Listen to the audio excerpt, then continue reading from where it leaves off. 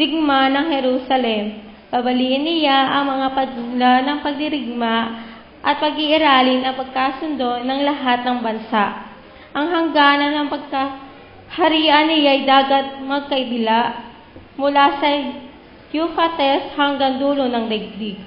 At para naman po sa ating tugunan, ating pambuksan ang ating Biblia sa unang Timoteo chapter 6 verses 11 hanggang 21.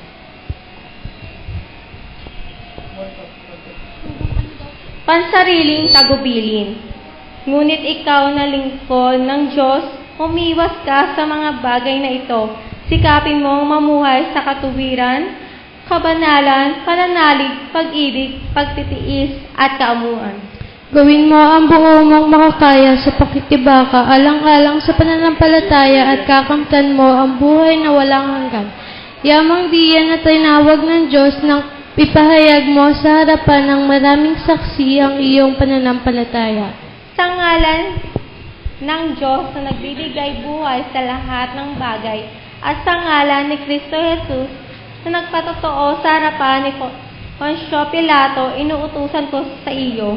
Ang mga tagubiling ito ay panatilihin mong mabisa at walang kapintasan hanggang sa pagdating ng Panginoong Hesukristo. Sa takdang panahon, siya'y hayag na pagpapalang Diyos ang mga pangyarihang hari ng mga hari at Panginoon ng mga Panginoon. Siya lamang ang walang kamatayan, ang nananahan sa liwanag na di matititigan. Hindi siya nakikita o makikita ni numan. Sa Kanya ang karangalan at walang hanggang kapangyarihan. Amen. Sabihin mo sa mayayaman na huwag magmataas, huwag silang umasa sa kayamanang di mananatili, kundi sa Diyos na masagana nagkakaloob ng lahat ng bagay sa ating ikasisiya. Turuan mo silang gumawa ng mabuti, magpakayaman sa mabuting gawa, maging bukas ang palad at matulungin sa kapwa. Sa ganitong paraan, sila ay mapalimpok para sa inaharap at makakamit ng tunay na buhay. Timoteo, pakinggan mo ang pinagkatiwala sa iyo. Iwasan mo ang mga usapang di nakalulugod sa Diyos at ang pangangatwiran sa lisayang katuro. Ang mga namamaraling may ganitong karunungan ay nalihis sa pananampalataya. Sumainyo nawa ang pagpala ng Diyos.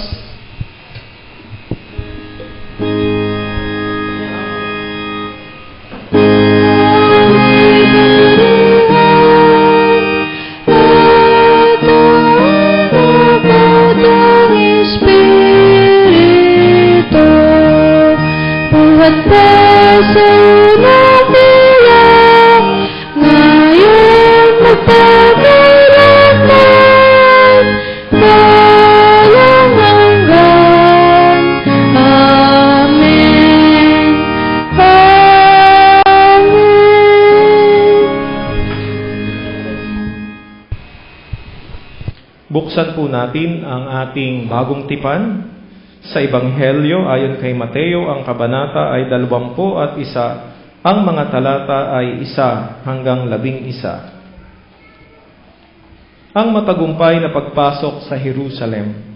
Malapit na sila sa Jerusalem.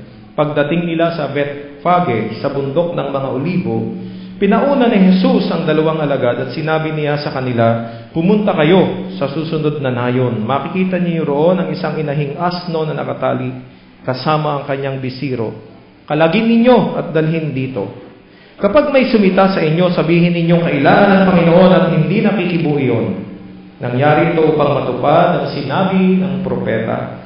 Sabihin ninyo sa lungsod ng Sion, masdan mo, dumarating ang iyong hari, siya'y mapagpakumbaba, nakasakay sa isang asno, sa isang bisiro ng isang asno. Lumakad nga ang mga alagad at ginawa ang iniutos ni Jesus. Dinala nila ang inahing asno at ang bisiro. Isinapin nila sa likod ng mga ito kanilang balabal at sumakay si Jesus. Maraming naglatag ng kanilang balabal sa daan. Ang iba na may pumutol ng mga sanga ng kahoy at inilatag din sa daan. Nagsisigawan ang mga taong nauna at sumusunod sa kanya, "Mabuhay ang anak ni David! Pagpalain ang dumarating sa ngalan ng Panginoon, purihin ang Diyos. Pagpasok ni Jesus sa Jerusalem, nagulo ang buong lungsod. Sino kaya ito? Tanong nila. Si Jesus, ang propetang tiga Nazaret, Galilea. Sagot naman ng karamihan. Pinagpala tayo ng banal na karunungan sa pagkarinig ng Ebanghelyo. Tayo magsabi ng Amen.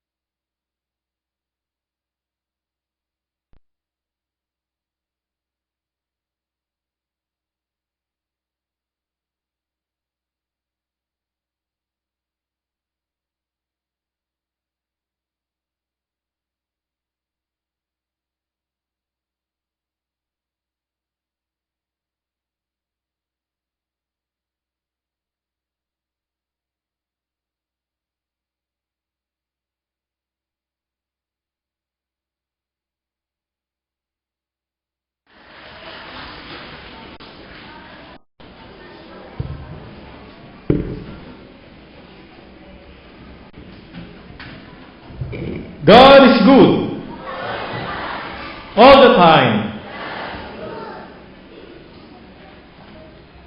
Ano nga po ang gusto ninyong itanong sa mga bata, sa mga sandaling ito?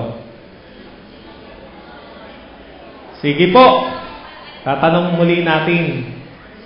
Sino sa inyo ang gusto na maging katulad ng ating DM Liway at DM Marie? Taas ang kamay. Palakpakan po natin ang ating mga anak at ang ating mga apo. Sino sa inyo ang gusto na maging katulad ni Pastor Gaspar? Taas ang kamay. Meron po dito, meron din doon. Palakpakan po natin ang ating pong mga anak, mga apo.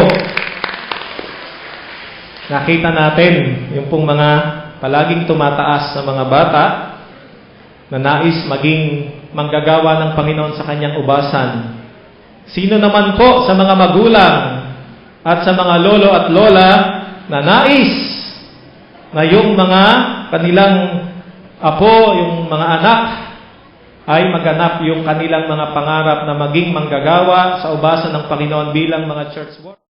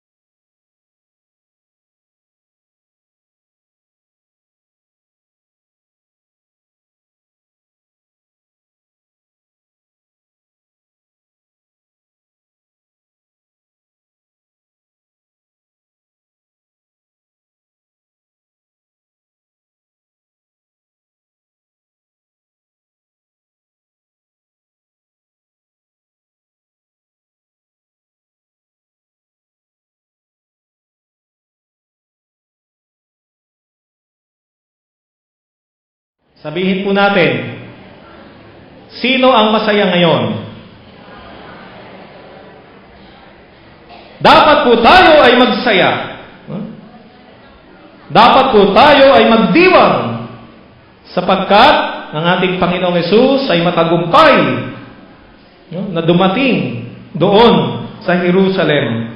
Siya po ay magalak na tinanggap ng mga tao doon at naroroon ang kapahayagan ng kanilang nga pong pagtanggap at kagalakan ng kanilang pagbubunyi. At ito sa ating